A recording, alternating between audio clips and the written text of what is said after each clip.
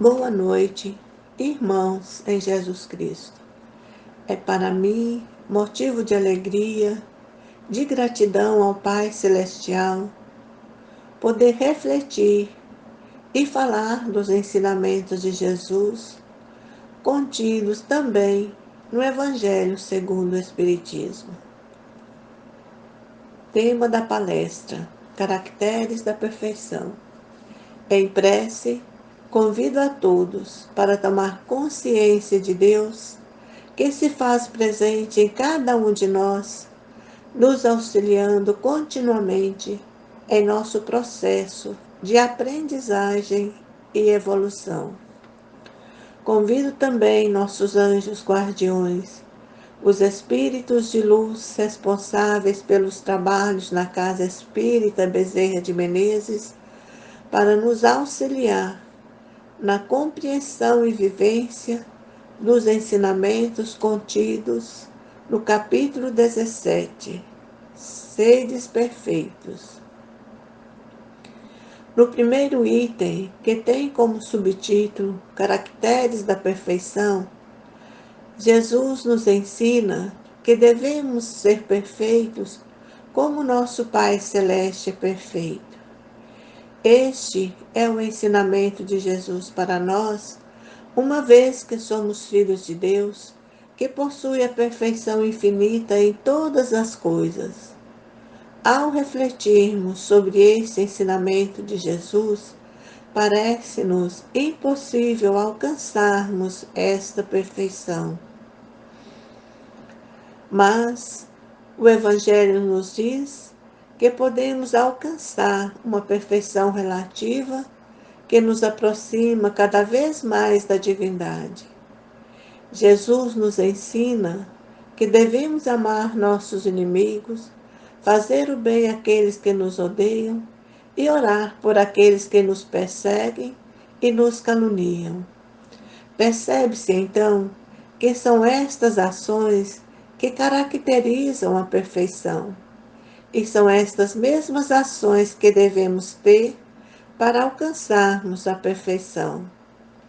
Jesus não nos pede para ter com o inimigo a mesma confiança, a mesma ternura que se tem para com o amigo. O que Jesus quer de nós é que sejamos capazes de perdoar e de fazer o bem sem intenção de humilhar a quem quer que seja. No Evangelho por Emmanuel, comentário ao Evangelho de Mateus, Emmanuel nos diz que temos muitas razões para amar nossos inimigos, pois eles são filhos de Deus e, consequentemente, são nossos irmãos. E Deus providencia para eles todos os recursos que precisam para evoluir com a mesma bondade que age em nosso favor. Que temos muito a dever e agradecer nossos amigos pelas palavras de estímulos que nos asseguram o bom êxito na vida, mas que devemos bastante aos nossos inimigos, e que são eles que nos proporcionam a oportunidade de reparar nossos próprios erros.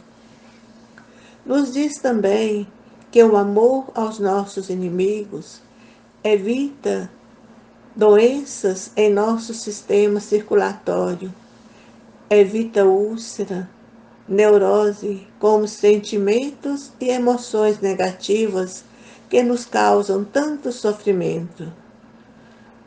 Nos esclarece que orando e amando nossos inimigos, entregando-nos ao juízo de Deus, com as melhores vibrações de fraternidade, eliminamos 90% dos motivos de aflição e aborrecimento.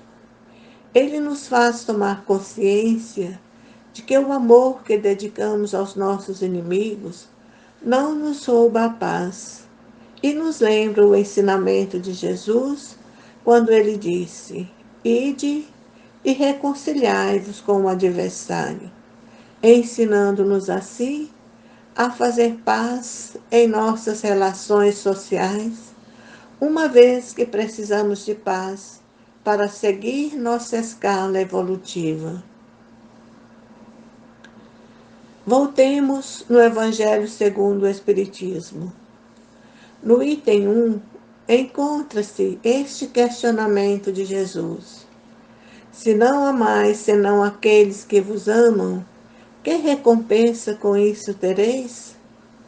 Como já foi dito nas palavras de Emmanuel, há muitas recompensas, muitas razões para amar nossos inimigos. E toda recompensa vem de Deus, que é bom, generoso para com todos seus filhos. Vamos agora pensar um pouco mais nas palavras de Jesus, quando ele disse: sede vós outros perfeitos, como vosso Pai Celeste é perfeito. São Mateus, capítulo 5, versículo 44, 46, 48. No livro Em Torno do Mestre, Vinícius nos diz que esta frase de Jesus é para nós um imperativo forte, no qual, mesmo sabendo de nossas imperfeições, Jesus ordena que sejamos perfeitos. Ele assim proferiu é porque conhece não só nossas imperfeições, mas conhece o nosso íntimo com todas as particularidades transcendentes para além do mundo físico. Nos esclarece que o espírito do homem foi criado à imagem e semelhança de Deus, e que Jesus tem conhecimento capaz de sondar profundamente o nosso espírito, e sabe que, como filhos de Deus, sempre almejamos o melhor. Por isso, a mediocridade jamais nos contenta quando tomamos consciência de nossa própria natureza. A partir dessa consciência, passamos a desejar cada vez mais a perfeição. E essa sede insaciável de perfeição que o espírito experimenta, que constitui a prova que nossa origem é divina. É a presença de Deus que está em todo homem que faz com que ele anseie pela perfeição, que é a constância do Espírito que habita o nosso corpo que nos leva continuamente a lutarmos para alcançarmos a perfeição. E que a cada vitória alcançada marca o início de uma nova conquista ainda mais nobre que a anterior. Assim, de etapa em etapa, de estágio em estágio, ascendemos continuamente pela senda interminável da perfectibilidade, sempre obedecendo o sublime imperativo de Jesus: sede perfeitos, como vosso Pai Celeste é perfeito. Assim sendo, para alcançarmos a perfeição que Jesus nos ensinou, se faz necessário sentir a presença de Deus, querer ser perfeito, agir para alcançarmos a perfeição. Se somos filhos de Deus, mais cedo ou mais tarde, vamos alcançar esta perfeição, pois esta é a herança de Deus para seus filhos. O mesmo nos esclarece também que atitudes como retribuir o bem que nos é feito, amar os que nos dedicam amor é humano, mas Jesus nos pede mais. Ele quer o divino e nos manda amar nossos inimigos, retribuindo com bem todo o mal recebido, pois Deus derrama suas chuvas de bênçãos e raios benfazejos do seu sol para os bons e para os maus. E nós também devemos ter este mesmo amor incondicional para com os nossos inimigos, apresentando assim certo traço de caráter que ateste que somos filhos de Deus. Diante destes esclarecimentos, pode-se compreender que é um processo contínuo de aprendizagem e que o conhecimento nunca está pronto, acabado. Evoluímos continuamente. Vamos ver agora o que Hamed nos diz sobre perfeição e perfeccionismo. No livro Renovando Atitudes, ele nos diz que a pessoa que busca a perfeição é saudável, pois controla a sua própria vida. Já a pessoa perfeccionista é controlada pela própria teimosia e tem tendência a agir por compulsão, tendo comportamentos repetitivos e preocupações excessivas. Nos esclarece que trazemos conosco, de múltiplas existências, crenças negativas, como acreditar que nosso valor é medido por sermos bem-sucedidos em nossas ações, que quando erramos, nosso merecimento é rebaixado como pessoa. Destas crenças negativas vem o medo de punição e, de forma inconsciente, pensamos que se tivermos algum ato falho, as pessoas não vão confiar em nós, ou que jamais vamos ter sucesso na vida. Isso se torna um transtorno para os perfeccionistas, pois eles não aceitam como sendo espíritos falíveis. Também não aceitam que outros podem errar. Por isso tentam agradar e corresponder às expectativas de todos. Eles podem até pensar na possibilidade de errar, mas o problema é que não aceitam o fracasso, não aceitam a crítica e ficam descontrolados quando cometem algum erro. Certas fixações pelo desempenho perfeito são necessidades de aprovações, de carinho, que a pessoa adquiriu ainda na infância e continua na vida adulta. Pode também ter sido adquirido até mesmo em outras existências.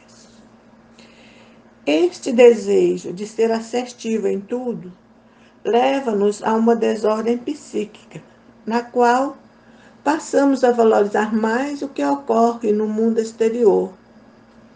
Passamos a ter o desejo de controlar os comportamentos alheios, por não aceitar erros para nós e para os outros. Com isso, a pessoa esquece de olhar para o próprio mundo interior, que possibilita a mesma renovar suas próprias atitudes, tornando assim incapaz de perceber que o único fracasso é aquele com o qual nada se aprende. O erro não deve ser considerado uma perda definitiva, mas sim uma experiência de aprendizagem. Jesus não quer de nós uma perfeição presunçosa, doentia, que perturba. O que ele quer é que nos esforcemos para um crescimento gradual, que tenhamos habilidade para com as situações que a vida nos apresenta, pois tudo o que nos acontece é para o nosso aprimoramento como pessoa e espíritos que somos. Nos diz ainda que todos nós somos convidados por Jesus, que é o nosso mestre, a sermos perfeitos, mas que se faz necessário tempo e prática para alcançarmos a perfeição. E que Jesus não quer que criatura alguma tenha este ensinamento como uma experiência desgastante para manter uma aparência irrepreensível. Depois desses esclarecimentos, Hamed nos convida a refletir se estamos ou não buscando um crescimento rumo à perfeição, ou se estamos representando possuir uma santidade que não suporta crítica ou contrariedade. Vamos voltar no Evangelho segundo o Espiritismo, no item 2, no capítulo 17. Jesus nos ensina que a perfeição consiste em amar nossos inimigos, fazer o bem àqueles que nos odeiam e orar para aqueles que nos perseguem. Para tanto, devemos nos esforçar para alcançarmos a perfeição que Jesus nos ensina, que nos capacita a amar tudo e todos sem exclusão. Somente com esforço e vontade é que somos capazes de sermos indulgentes, de fazer o bem, de orar, de amar e desejar paz, saúde e prosperidade para aqueles nossos irmãos que não nos compreendem e às vezes até nos caluniam. Se faz necessário força de vontade, porque ainda não somos tão evoluídos espiritualmente para aceitarmos os ensinamentos de Jesus sem apego às coisas do plano físico e por ainda possuirmos sentimentos e emoções destrutivas como ódio, egoísmo e outros. Quando Jesus nos ensina que devemos amar nossos inimigos, ele nos mostra que a essência da perfeição é a caridade, porque ela implica a prática de todas as outras virtudes, com benevolência, indulgência, abnegação e devotamento. Nos ensina ainda que devemos nos esforçar para adquirir em nossa personalidade essas mesmas virtudes e desenvolver estes sentimentos elevados para com os nossos irmãos. Para finalizar e melhor compreensão do que foi ensinado por Jesus, vou ler o final do último parágrafo do subtítulo Caracteres da Perfeição.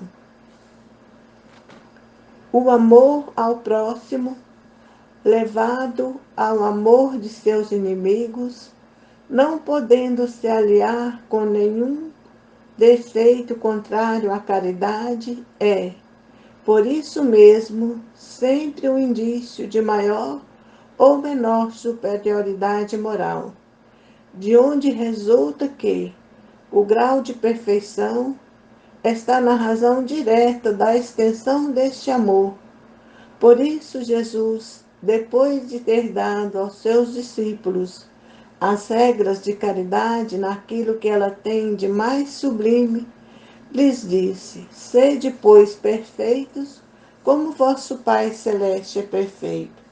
A todos meus agradecimentos, luz, paz, amor para todos nós, e que não nos falte força de vontade para estudar, compreender, internalizar e vivenciar os ensinamentos de Jesus. Que assim seja.